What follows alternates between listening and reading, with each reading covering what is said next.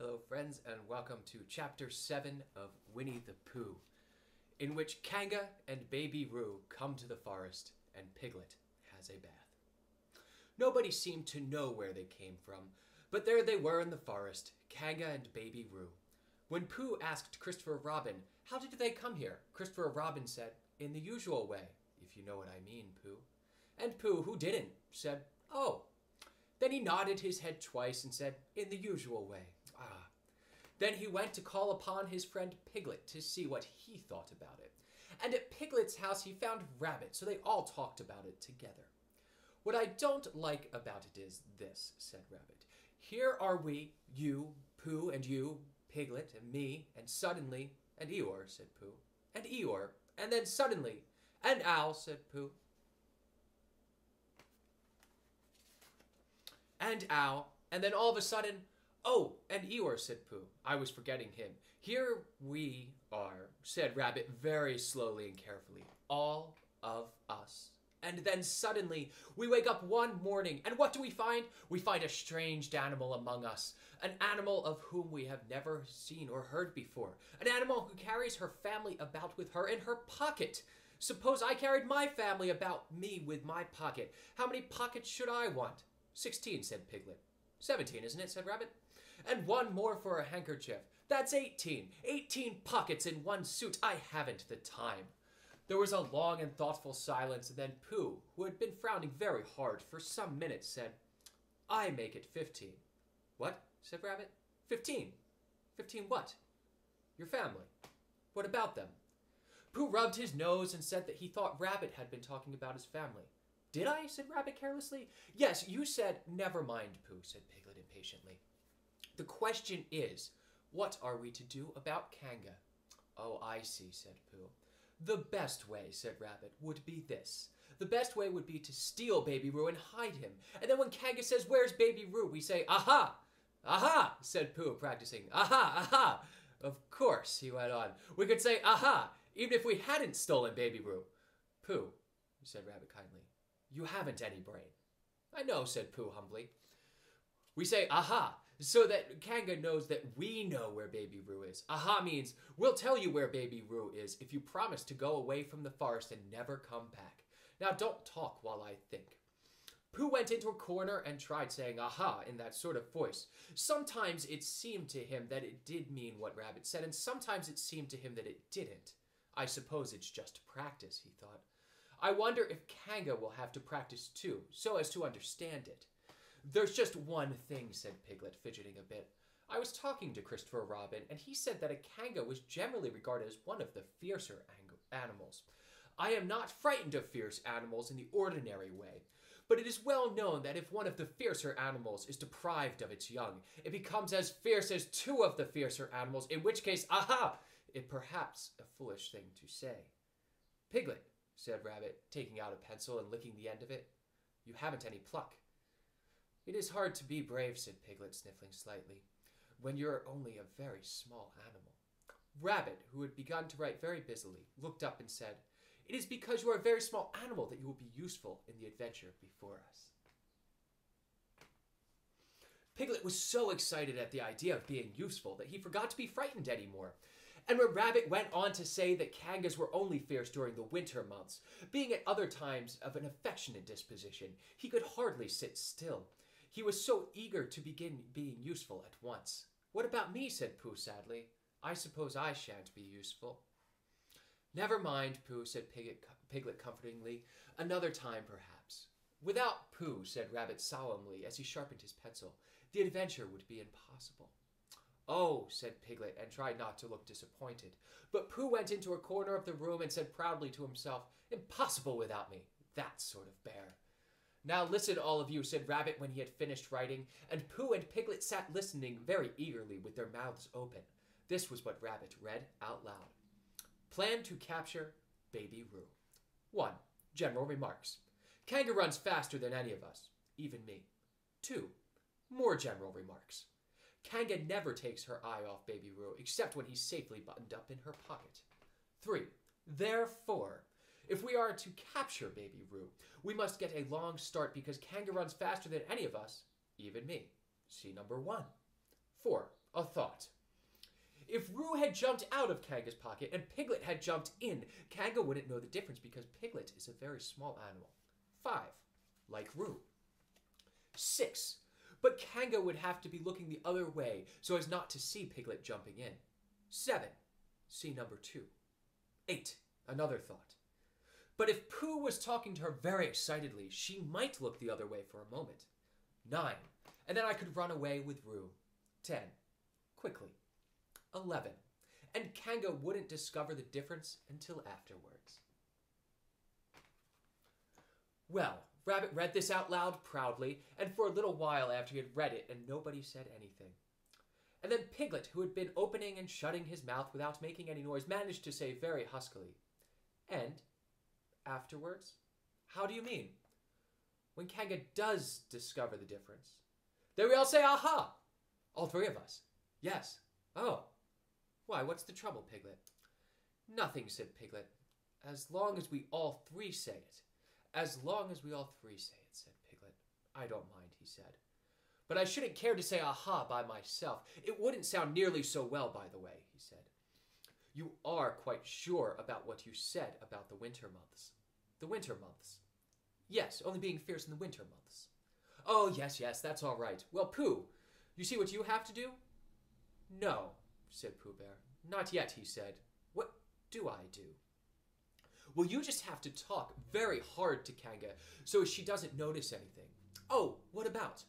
Anything you like. You mean like telling her a little bit of poetry or something? That's it, said Rabbit. Splendid. Now come along. So they all went out to look for Kanga. Kanga and Roo were spending a quiet afternoon in a sandy part of the forest. Baby Roo was practicing his very small jumps in the sand and falling down mouse holes and climbing out of them. And Kanga was fidgeting about and saying, just one more jump, dear, and then we must go home. And at that moment, who should come stumping up the hill but Pooh? Good afternoon, Kanga. Good afternoon, Pooh. Look at me jumping, squeaked Roo, and fell into another mouse hole. Hello, Roo, my little fellow. We were just going home, said Kanga.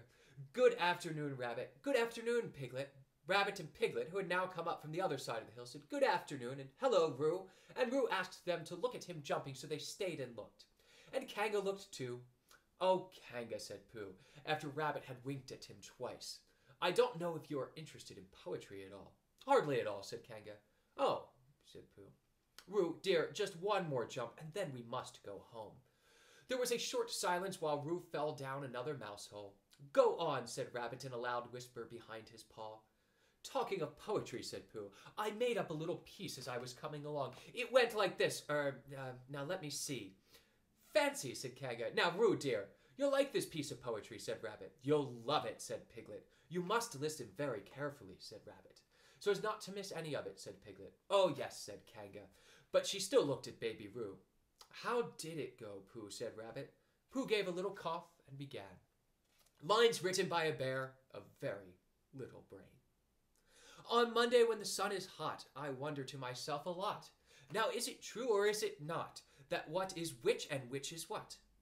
On Tuesday when it hails and snows, the feeling on me grows and grows, that hardly anybody knows if those are these or these are those. On Wednesday when the sky is blue and I have nothing else to do, I sometimes wonder if it is true, that who is what and what is who. On Thursday, when it starts to freeze, and hoarfrost twinkles on the trees, how very readily one sees that these are whose, but whose are these. On Friday, yes it is, isn't it, said Kanga, not waiting to hear what happened on Friday. Just one more jump, Roo, dear, and then we must really be going. Rabbit gave Pooh a hurrying up sort of nudge. Talking of poetry, said Pooh, have you ever noticed that tree right there? Where, said Kanga. Now, Roo. Right over there, said Pooh, pointing behind Kanga's back. No, said Kanga. Now jump in, Roo, dear, and we'll go home.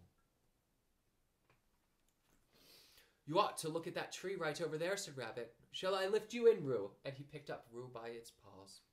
I can see a bird in it from here, said Pooh. Or is it a fish? You ought to see that bird from here, said Rabbit. Unless it's a fish. It isn't a fish, it's a bird, said Piglet. So it is, said Rabbit. Is it a starling or a blackbird, said Pooh. That's the whole question, said Rabbit. Is it a blackbird or a starling? And then at last, Kanga did turn her head to look. And at that moment that her head was turned, Rabbit said in a loud voice, "In you go, Roo!" And in jumped Piglet into Kanga's pocket, and off scampered Rabbit with Roo in his paws as fast as he could. "Why, where's Rabbit?" said Kanga, turning round again. "Are you all right, Roo dear?" Piglet made a squeaky Roo noise from the bottom of Kanga's pocket. "Rabbit had to go away," said Pooh. "I think he thought of something he had to go and see about suddenly." "And Piglet?" "I think Piglet thought of something at the same time. Suddenly." "Well, we must be getting home," said Kanga. "Goodbye, Pooh." And in 3 large jumps, she was gone. Pooh looked after her as she went. "I wish I could jump like that," he thought. "Some can and some can't. That's how it goes." But there were moments when Pooh wished that Kanga couldn't. Often when he had a long walk home through the forest, he had wished that he were a bird. But now he thought jerkily to himself at the bottom of Kanga's pocket, "If this is flying, I shall never really take to it." As he went up in the air, he said, "Oh!" And as he came down, he said, "Ow!" And he was saying, "Ooh, ow, ooh, ow, ooh, ow," all the way to Kanga's house. Of course, as soon as Kanga unbuttoned her pocket, she saw what had happened. Just for a moment, she was frightened, and then she knew she wasn't, for she felt quite sure that Christopher Robin would never let any harm happen to Roo. So she said to herself, "If they are having a joke with me, I will have a joke with them." "Now then, Roo dear," she said as she took Piglet out of her pocket, "bedtime." "Aha!" said Piglet, as well as he could after his terrifying journey. But it wasn't a very good aha, and Kanga didn't seem to understand what it meant. "Bath first," said Kanga in a cheerful voice. "Aha!" said Piglet again, looking round anxiously for the others, but the others weren't there. Rabbit was playing with baby Roo in his own house and feeling more fond of him every minute. And Pooh, who had decided to be a Kanga, was still at the sandy place on top of the forest practicing jumps. "I am not at all sure," said Kanga in a thoughtful voice, "that it wouldn't be a good idea to have a cold bath this evening. Would you like that, Roo dear?" Piglet, who had never been really fond of baths, shuddered a long, indignant shudder, and said in a brave voice as he could, "Kanga, I see the time has come to speak plainly." "Funny little Roo," said Kanga as she got the bath water ready. "I am not Roo," said Piglet loudly. "I am Piglet." "Yes, dear, yes," said Kanga soothingly, and imitating Piglet's voice too. So clever of him. She went on as she took a large bar of yellow soap out of the cupboard. What will he be doing next? "Can't you see?" shouted Piglet. "Haven't you got eyes? Look at me." "I am looking, Roo dear," said Kanga rather severely. "And you know what I told you yesterday about making faces. If you go on making faces like Piglets, you will grow up to look like a piglet, and then think how sorry you will be. Now then, into the bath, and don't let me have to speak to you about it again." Before he knew where he was, Piglet was in the bath, and Kanga was scrubbing him firmly with a large lathery flannel. "Ow!" cried Piglet. "Let me out! I'm Piglet!" "Don't open the mouth, dear, or the soap goes in," said Kanga. "There, what did I tell you? You did it on purpose," sputtered Piglet as soon as he could speak again, and then accidentally had another mouthful of lathery flannel. "That's right, dear, don't say anything," said Kanga, and in another minute Piglet was out of the bath and being rubbed dry with a towel. "Now," said Kanga, "there's your medicine, and then bed." What medicine?" said Piglet. "To make you grow big and strong, dear. You don't want to grow up small and weak like a piglet, do you? Well, then." At that moment, there was a knock at the door. "Come in," said Kanga, and in came Christopher Robin. "Christopher Robin! Christopher Robin!" cried Piglet. "Tell Kanga who I am. She keeps saying I'm a Roo. I'm not Roo, am I?" Christopher Robin looked at him carefully and shook his head. "You can't be Roo," he said, "because I've just seen Roo playing in Rabbit's house." "Well," said Kanga, "fancy that. Fancy my making a mistake like that." "Here you are," said Piglet. "I told you so. I'm Piglet." Christopher Robin shook his head again. "Oh, you're not Piglet," he said. "I know Piglet well, and he's quite a different color." Piglet began to say that this was because he had just had a bath, and that he thought that perhaps he wouldn't say that, and as he opened his mouth to say something else, Kanga slipped the medicine spoon in and then patted him on the back and told him that it was really quite nice taste when you got used to it. "I knew it wasn't Piglet," said Kanga. "I wonder who it can be." "Perhaps it's some relation of Pooh's," said Christopher Robin. "What about a nephew or an uncle or something?" Kanga agreed that this was probably what it was, and said that they would like to call it by some name. "I shall call it Poodle," said Christopher Robin. "Henry Pootle for short." And then, when it was decided, Henry Pootle wriggled out of Kanga's arms and jumped to the ground. To his great joy, Christopher Robin had left the door open. Never had Henry Pootle Piglet run so fast as he ran, and he didn't stop running until he had got quite close to his house. But when he was 100 yards away, he stopped running and rolled the rest of the way home so as to get his own nice, comfortable color again. So Kanga and Roo stayed in the forest, and every Tuesday Roo spent the other day with his great friend Rabbit, and every Tuesday Kanga spent the day with her great friend Pooh, teaching him to jump, and every Tuesday Piglet spent the day with his great friend Christopher Robin. So they were all happy again. I'll see y'all tomorrow.